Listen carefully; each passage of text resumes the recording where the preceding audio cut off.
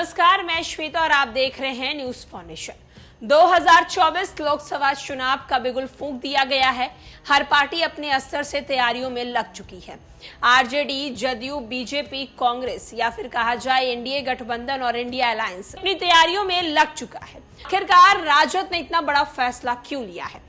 क्योंकि अगर पिछले चुनाव की बात करें तो पिछले चुनाव में जो देखने को मिला है उसमें राजद ने अपना खाता तक नहीं खोल पाया था और इसके कारण इस बार राजद जो है वो ज्यादा सीटों पर चुनाव लड़ रही है। बिहार में महागठबंधन के घटक दलों आरजेडी, कांग्रेस और वाम दलों में सभी 40 के 40 सीटों का बंटवारा कर दिया गया।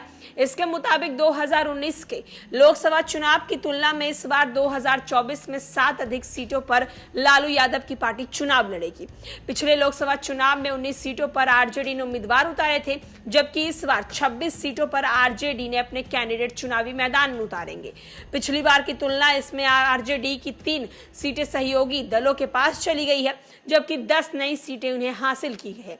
हालांकि 2019 में लालू यादव की पार्टी खाता भी नहीं खोल पाई थी। बिहार की एकमात्र सीट पर सहयोगी पार्टी कांग्रेस को जीत मिली थी। आरजेडी उम्मीदवार इस बार गया, नवादा, जहानाबाद, औरंगाबाद, बक्सर, पाटलिपुत्रा, मुंगेर, जमुई, बांका, वाल्मीकि नगर, पूर्वी चंपारण, शिवहर, सीतामढ़ी, वैशाली, सारण, सिवान, गोपालगंज, उजियारपुर, दरभंगा, मधुबनी, झंझारपुर, सुपौल, मधेपुरा, पूर्णिया, अररिया, हाजीपुर से चुनावी मैदान में होंगे।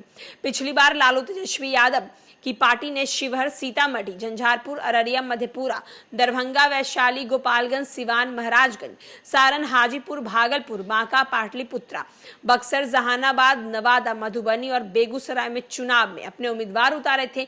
इन सभी पर आरजेडी को हार का सामना करना पड़ा था।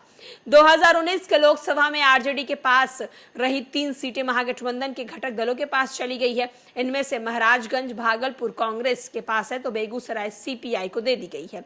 इस बार 10 वैसी सीटें हैं जो 2019 में आरजेडी के पास नहीं थी। इसमें गया, औरंगाबाद, मुंगेर, जमुई, वाल्मीकि नगर, पूर्वी चंपारण, उजियारपुर, मधुबनी, सुपौल, पूर्णिया संसदीय क्षेत्र शामिल है। इनमें गया, औरंगाबाद पिछली बार हम पार्टी के पास थी। पूर्वी चंपारण और जमुई के रालोसपा लड़ी थी। सुपौल, मुंगेर और वाल्मीकि नगर कांग्रेस और मधुबनी वीआईपी के कोटे में गई थी।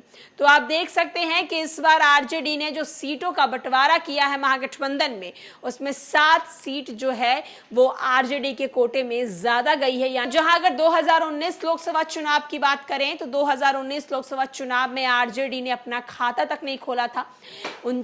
40 में से 39 सीट जो है वो एनडीए के पास गई थी और मात्र 1 सीट जो महागठबंधन की इज्जत बचाई थी वो कांग्रेस के पाले में गई थी। अब देखना होगा कि राजद ने जो फैसला लिया है उस फैसले में वो कितने सही दिखाई देते हैं, वो तो अब 2024 लोकसभा चुनाव के मतदान के बाद ही पता चलेगा। फिलहाल के लिए इस खबर में इतना ही।